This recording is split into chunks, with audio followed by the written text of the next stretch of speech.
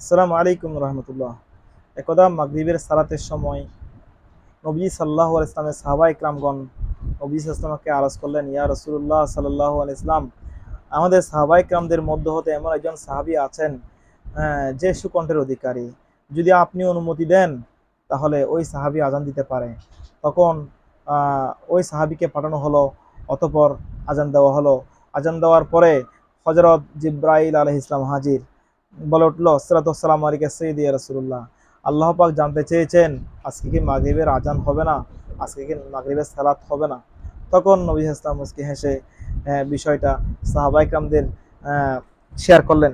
Share করার পর সাহাবা ইকরামরা বুঝতে পারলেন এবং সাহাবা ইকরামদের পক্ষ থেকে পূর্বের ন্যায় হযরত সাইয়েদনা বেলাল রাদিয়াল্লাহু তাআলা আনহু আজান দেওয়ার জন্য অনুমতি দেওয়া হলো।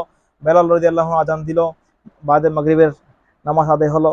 মাগরিবের নামাজ আদায় হওয়ার পরে সমবেত সাহাবা ইকরামদের মধ্যে আমার নবীজি বললেন, হে আমার সাহাবীরা সবাই ইসলামের কষ্টি পাথর, কিন্তু আমার সাহাবীদের মধ্য হতে বেলাল এমন একটা পর্যায়ে পৌঁছে গেছে যে আমি আল্লাহর হাবিবকে এত মহব্বত করে যে এই মহব্বতটা আল্লাহর আরশ পর্যন্ত পৌঁছে গেছে, যার কারণে বেলালের আজান আল্লাহর আরশ পর্যন্ত পৌঁছে যায়।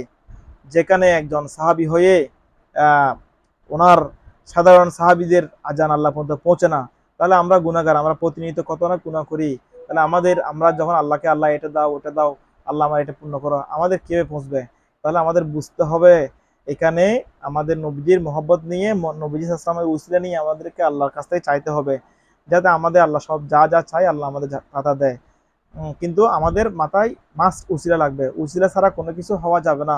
এটা হচ্ছে কি নবী সাল্লাল্লাহু আলাইহি ওয়াসাল্লামের এই পবিত্র হাদিস থেকে আমরা বুঝতে পারি। আসসালামু আলাইকুম।